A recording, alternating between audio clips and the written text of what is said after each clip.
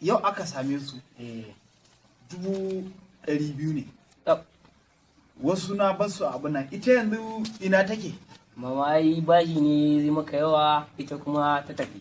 Saboda yanzu haka gidan nan mutanen da suka zo sun kusan 5.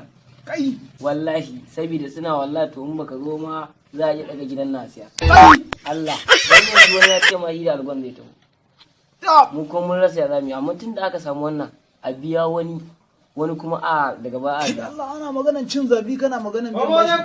Bashi ka ai yana kamar sallama nake ji.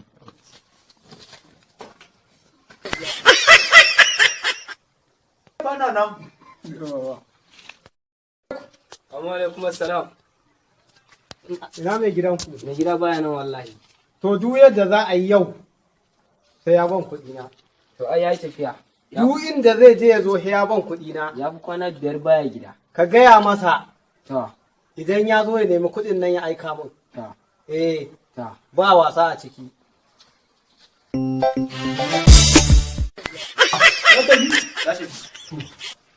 Shi ke nan zauna mu ƙara ta yawara. Rayuwar duniyar nan sai haƙuri. Salamu alaikum. Sallamar ake ƙara. Salamu alaikum. To ka je ka ce musu ban da lafiya. Sati na 5 ina kwance. Je ka faɗa musu. Magani na dai na Kuna nan. Ina babanka? Wallahi baya da lafiya. To yanzu kai zan shaƙe ko kuma shi zan shaƙe? Yanzu ai kwanansa 5 baya gari ma Allah. Zan kwaɗa mamaki. Ba nan can wani wannan bane. Wallahi ana asibiti yanzu ma haka. Baki na karkarwa yake zan gaura mamaki. Kai hakuri in yazo za mu san yadda za mu Shi kenan na tafi.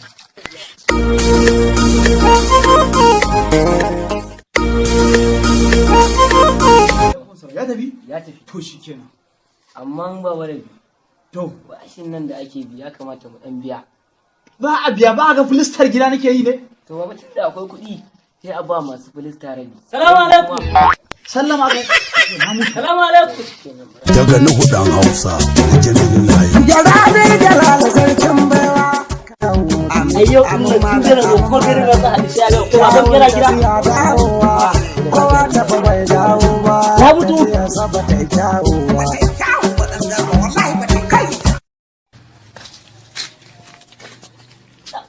Ya mutu ba, da gaskiya mutu. Hello? Yawwa ranka da dama na ce wannan maganar da muka yi na sabuwar gawan nan kunnan kake so ko kuma hanci? Dan yanzu haka gani gagawa ko ni ba sai da mutuwa ba. Yanzu nan